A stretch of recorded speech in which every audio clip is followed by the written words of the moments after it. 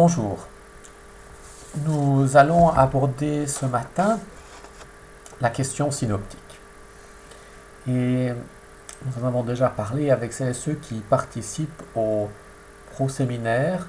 Nous avons vu que l'on pouvait mettre ces évangiles en colonnes parallèles et qu'ainsi, d'une certaine manière, ces évangiles étaient très proches les uns des autres, tout en gardant leurs particularités propres. Et de fait, les évangiles dits synoptiques constituent un phénomène unique dans la littérature. On constate en effet des ressemblances poussées, mais des divergences marquées entre eux. Et cela avait déjà été repéré par saint Augustin, donc il y a fort longtemps, et saint Augustin était parvenu à la conclusion bien qu'ils dépendaient les uns des autres d'une certaine manière, et il parlait d'une priorité, lui, de l'évangile de Matthieu. L'évangile de Matthieu ayant, selon lui, la priorité sur les deux autres. Matthieu aurait inspiré Marc et Luc.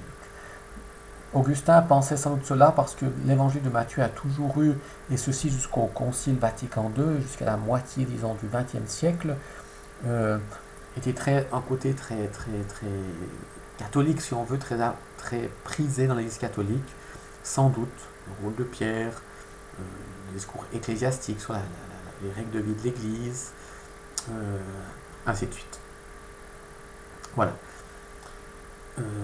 Mais au XVIIIe siècle, cette question va être reposée, et pendant toute cette période, on ne se posait pas trop de questions, on constatait, puis on laissera ça. Et au XVIIIe siècle, cette question va être à nouveau reposée, et cette fois-ci, d'autres réponses vont petit à petit émerger. Alors c'est un certain Griesbach qui, le premier, en 1776, va poser cette question. Et puis il va donner pour la première fois le nom de synoptique à ces trois évangiles. Il dira qu'ils sont synoptiques parce qu'ils se ressemblent. On peut les mettre en colonne parallèle comme la synopse. La synopse va apparaître également à cette époque, au XVIIIe siècle. On aura les premières synopses, comme celle avec laquelle on a travaillé dans le pro-séminaire, où on peut mettre les passages en colonne parallèle. Si l'on ne tient pas compte des évangiles dits de l'enfance, donc Matthieu et Luc ont chacun un évangile de l'enfance, deux chapitres, Matthieu 1 et 2 et Luc 1 et 2, c'est vrai que pour le reste, ces évangiles ont un plan commun. On l'a parlé dans le pro-séminaire, et ce plan commun peut se résumer à 4 étapes. Première étape, c'est la préparation au ministère. Nous sommes au bord du Jourdain, le désert de Judée. Deuxième partie, grande partie, c'est le ministère en Galilée. Jésus est en Galilée, au bord du lac de Nazareth, de Génézareth à Nazareth. Il prêche, il fait des miracles. Voilà.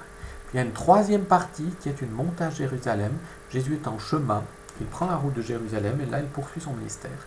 Et enfin la quatrième partie, nous sommes à Jérusalem, quelques miracles, la passion et la résurrection. Plan commun, plan qui se déroule sur une seule année, comme nous l'avons vu dans ces trois évangiles dits synoptiques. Et quand on regarde ces évangiles, on remarque qu'ils ont des passages en commun. Des fois, trois évangiles ont des passages en commun. On parle dans ce cas-là de triple tradition. C'est-à-dire un passage qui est en commun tant chez Matthieu que chez Marc que chez Luc. Triple tradition. Et dans ce cas-là, c'est le cas du baptême, le baptême du Christ. On le trouve dans les trois évangiles. Nous avons d'autres passages, par contre, que l'on ne retrouve que dans deux évangiles. On parle de double tradition. Double tradition ici. Enfin, nous avons des passages que l'on ne retrouve que dans un seul évangile. Et dans ce cas-là, nous parlons de Sondergut. Sondergut ou simple tradition. Voilà, tradition simple. Là, vous avez maintenant ici ce petit tableau. Et vous voyez que l'évangile de Matthieu compte 1068 versets. Celui de Marc, 661, celui de Luc, 1160. En triple tradition, vous avez 330 versets. 330 versets, c'est-à-dire 330 versets qui sont identiques ou presque, qui nous parlent des mêmes épisodes, des mêmes événements. En double tradition propre, il y a d'abord une double tradition propre à Matthieu et à Luc, c'est 230 versets. Il y a enfin la simple tradition, le Sondergut, les versets propres. Vous voyez que chez Matthieu, c'est 330 versets, donc environ 30%. Chez Marc, 58 versets, donc seulement 8%. Et enfin, chez Luc, c'est presque la moitié, tout à fait 48% de versets propres à Luc. Et ensuite, nous avons d'autres doubles traditions. La plus importante, c'est celle qui est propre à Matthieu et à Luc, 230 versets. Mais nous avons des doubles traditions entre Matthieu et Marc, 178 versets, et entre Marc et Luc, 100 versets. Bien. Ça fait donc, si on regarde maintenant ça, eh bien nous remarquons que Matthieu reprend le 80% de Marc. Si vous additionnez ces 330 et ces 178, ça correspond à 80% des 131 versets de Marc. Quant à Luc, si vous prenez 330 plus ces 100, eh bien vous arrivez à 65%. Mais ils reprennent bien sûr pas exactement les mêmes versets, il y a des versets différents, là sont les 178 qui sont là et ces 100 sont différents. Et donc si on regarde ensemble Matthieu, Luc, ensemble, ils reprennent le 90% de Marc. Ils reprennent l'ensemble, 92% pour être très précis. Et on voit bien que Marc est comme le dénominateur commun, la plateforme commune entre eux. Marc n'a en effet que 8%, donc vous voyez sur 660, une cinquantaine de versets à peine qui lui soient propres. Parmi ces versets, ici je vous les ai, Sondergut de Marc, c'est par exemple le grain qui pousse tout seul, c'est une parabole au chapitre 4. La famille qui dit que Jésus a perdu la tête, versets 3, 20, 21. Puis la guérison d'un sourd-muet au chapitre 7. Et enfin, l'aveugle de Bethsaïde, 8, 22 à 26. Vous voyez, après il y a quelques versets, ça ce sont les épisodes. Ça ce sont les épisodes. Hein. Ce qui fait même pas qu'il fait 30 versets. Mais après il y a comme quelques versets isolés encore qu'on ne trouve que chez Marc. Voilà, ça c'est le Sondergut de Marc, très très peu. Donc Marc comme plateforme commune, comme point commun entre ces trois évangiles. Nous remarquons aussi, parmi les épisodes qui ne sont communs qu'à deux évangiles, hein, on va tous les mettre, mais par exemple, vous voyez, le Notre Père ne se trouve pas chez Marc, il ne se trouve par contre chez Matthieu et chez Luc. Les béatitudes, bien sûr, important chez Matthieu, on les trouve aussi chez Luc, on appelle le Sermon dans la plaine. L'obole de la veuve, on la trouve chez Marc et Luc, mais pas chez Matthieu. Hein. Et puis Jésus et la païenne, la syrophénicienne, se trouve chez Matthieu et Marc, mais par contre pas chez Luc. Voilà. Et puis parmi les passages qui se trouvent dans un seul évangile, on peut aussi en noter quelques-uns. Eh bien, par exemple, la parabole du bon samaritain. Hein. Luc en a beaucoup vu. Luc, c'est celui qui a le plus de biens propres, 500 versets, rappelez-vous. Donc il y a beaucoup de choses propres à Luc. Le bon samaritain, c'est seulement Luc. Le fils prodigue, les disciples d'Emmaüs, la parole des ouvriers à la vigne, c'est aussi propre à Luc. Ou par exemple, le jugement dernier, lui, est propre à Matthieu seulement. On a déjà parlé du Sondergut de Marc. Bien. Maintenant, comment sont-ils dépendants les uns des autres parce que vous voyez, en même temps, il y a bien sûr, on peut dire que c'est assez simple quand on dit si Marc est commun, ok, et donc il y a maintenant, par exemple, Marc a inspiré Matthieu et Luc pour les versets, c'est 330 plus ces 178 et ces 100, donc pour ces 278 versets, plus 330 versets, ils ont été repris chez Marc par les autres. Ok. Mais maintenant, pour ce qui est commun, par exemple, à Matthieu et à Luc, ça devient un peu plus compliqué, et là, il faut voir d'autres manières d'expliquer cela. Bien. Différentes théories ont émergé. On parlait de théorie de l'interdépendance des synoptiques. L'interdépendance des synoptiques. Eh bien, comme on peut supposer, voyez, que Marc a inspiré Matthieu et Luc, il y a l'interdépendance, eh bien on pourrait supposer que par exemple Matthieu ou Luc se soit utilisé à l'autre. On a par exemple supposé que Luc avait utilisé Marc. Voilà. Donc, et puis, après, on pouvait penser aussi, par exemple, que longtemps, on pensait que peut-être Marc était une synthèse des deux. Hein. Donc, quand on parlait, je vous disais que Saint Augustin pensait que l'évangile était le plus ancien, cette théorie va rester assez longtemps. On disait, Matthieu a inspiré Luc, et puis ensuite, Marc a résumé les deux. Ce qui expliquerait qu'il y ait beaucoup de choses en commun que les autres, et puis que les autres aient des choses en commun. Première des théories de l'interdépendance. On expliquait par exemple, pour justifier cette théorie-là, que en certains endroits, effectivement, Marc semble faire la synthèse des deux autres, combiner Matthieu et Luc.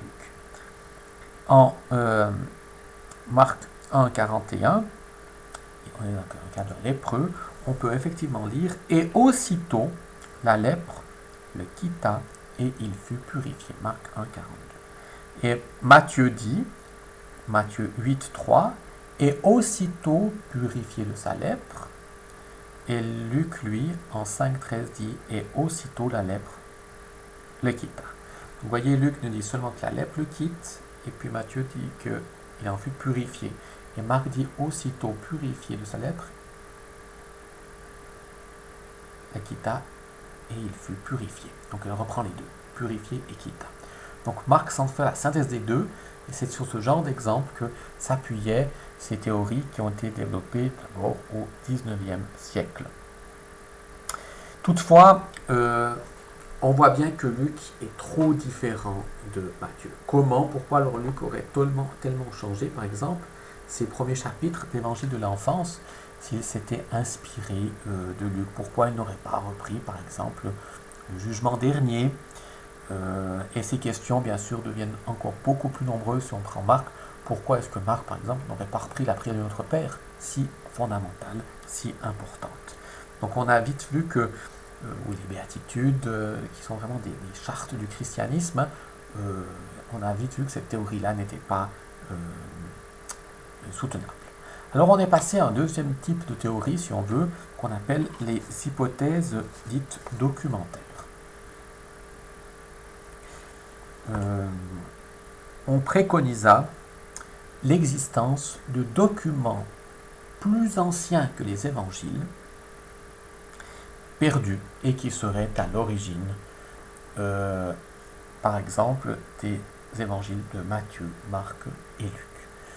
Ainsi, c'est ainsi que l'on parlait, par exemple, d'un Matthieu dit araméen, d'un vieux récit de Matthieu araméen. Les évangiles sont écrits en grec, et certains ont eu l'idée que peut-être, eh bien, un évangile en Matthieu, l'apôtre, le publicain, aurait rédigé un évangile en araméen qui aurait ensuite été repris et traduit en grec. Et donc, ce document, par exemple, aurait été un des documents à la base de nos différents évangiles.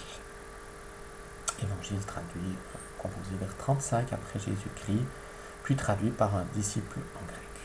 Voilà, les ressemblances s'expliqueraient par l'emprunt à ce livre primitif.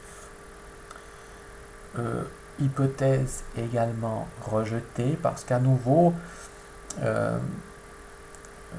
voyez, le fait que ça soit été en araméen, ça n'expliquera alors pas du tout cette fois-ci pourquoi ils se ressemblent dans le vocabulaire en grec ou dans la grammaire de manière si proche.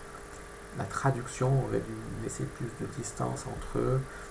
Pourquoi à nouveau certains épisodes ne seraient pas repris, ainsi de suite. Ces questions ne reviennent pas. Bon. Mais quoi qu'il en soit, l'idée des hypothèses documentaires, de documents pré-évangéliques à la base, a été retenue. Elle a été retenue. Et c'est pour cela qu'on en parle aujourd'hui de la théorie des deux sources.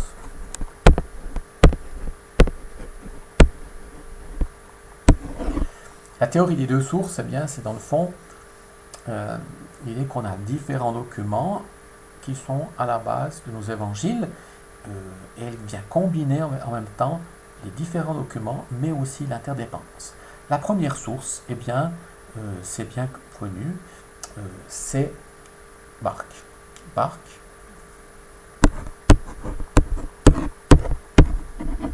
Matthieu et Luc. Nous précisons que cette théorie des deux sources, elle date de 1817 pour la première fois. Elle va être lancée par un Allemand, Schleiermacher. Et il dit, eh bien, la première source, c'est Marc. Matthieu et Luc possèdent Marc, l'ont eu sous les yeux, le lisent et l'intègrent dans leur propre. Bon. Okay. Mais ensuite, la deuxième source, eh bien, et là je dois refaire mon schéma pour être un peu plus clair. Voilà, Marc est la source des deux. Mais après, nous avons une deuxième source qu'on va identifier à Q, qui a inspiré Matthieu et Luc pour ces 230 versets qu'ils ont en commun. Source Q, parce que Q veut dire la source. Voilà. Une source perdue, un document perdu, qui aurait été rédigé également en grec, qui compterait entre 230, 250 versets peut-être maximum, et qui, son contenu, on peut un peu le définir parce qu'on compare Luc et Matthieu, et on remarque eh bien, que dans ces 230 versets en commun, ce sont des paroles de Jésus, des dits de Jésus. Il n'y a pas, ce sont des discours, des paraboles, des paroles de Jésus, mais il n'y a pas de récit, pas de choses propres à la passion, pas d'éléments continus, pas d'éléments biographiques, pas de récit d'enfance. Donc c'est plutôt des paroles de Jésus. Et donc ça serait une source de logia, logia, hein, en grec, c'est-à-dire des paroles de Jésus. Qu'est-ce que Jésus a enseigné, qu'est-ce qu'il a dit? Une source, voilà. Et je vous disais dans le proséminaire un peu quelque chose de similaire à l'évangile dit de Thomas, voilà, qu'on a retrouvé et qui sont aussi des paroles de Jésus. Alors, cette hypothèse des deux sources présuppose donc l'antériorité de Marc sur les deux autres, et deuxièmement, elle parle d'une deuxième source qu'elle est, que cette fois-ci, Matthieu et Luc auraient connu les deux et qu'ils ont intégré dans leur évangile. Cette théorie des deux sources, elle vient par exemple expliquer pourquoi eh bien, nous avons parfois dans certains évangiles deux fois les mêmes versets ou deux fois les mêmes épisodes, et une fois sous la forme plutôt de Marc et une fois sous la forme de Q. Donc des paroles de Jésus qui nous sont remis deux fois. Ainsi, par exemple, un passage que l'on peut lire dans l'évangile de Marc au chapitre 4, verset 25. Alors si on prend Marc 4, 25, hein, ou bien, car à celui qui a, il sera donné, à celui qui n'a pas, même ce qu'il a lui sera retiré. Marc 4, 25. Eh bien, on voit bien que cette parole va se retrouver chez Matthieu, Matthieu 13, 12, et Luc 8, 18, mais par exemple, on va retrouver dans les deux évangiles une formule similaire mais différente dans le vocabulaire. Alors par exemple, en Matthieu 25, 29, nous pourrons lire « Car tout homme qui a l'on donnera, et il sera dans la surabondance, mais à celui qui n'a pas, même ce qu'il a lui sera retiré. » Vous voyez, c'est très proche, mais c'est un peu différent. Chez Luc 19, 26 également, on a une formule dans ces eaux-là, dans ces coups-là. Donc on se dirait que en 13, 12 et en 8, 18, Matthieu et Luc s'inspirent de Marc. Par contre, quand Matthieu 25, 29, je viens de lire, et Luc 19, 26 s'inspire de la source Q. Voilà. Donc on aurait ces paroles dans les deux endroits, les deux sources, et les aurait repris à des moments différents. Voilà. Ça serait en faveur de la théorie des deux sources. Notons encore que la théorie des deux sources a aussi été remise en cause, et notamment par des exégètes français, ça vient plutôt de l'Allemagne, des exégètes français un peu tels que Boimard, hein, celui qui a fait la synopse, l'ont remise en cause. Parce qu'ils vont relever des accords mineurs entre Matthieu et Luc contre Marc. Qui nous diront, mais parfois, Matthieu et Luc sont d'accord entre eux contre Marc. Et on trouve, alors dans les 3 épisodes, mais il semble que les deux sont plus proches l'un d'autre qu'ils ne sont de Marc. Ainsi, par exemple, c'est le cas, si je prends maintenant Matthieu au chapitre 9 et au verset 2, voici qu'on lui amenait un paralysé étendu sur une civière. Hein. Eh bien, on est assez proche de Luc 5, 18. Et nous avons le passage chez Marc, qui se trouve, eh bien, Marc 2, 3. Marc chapitre 2, verset 3.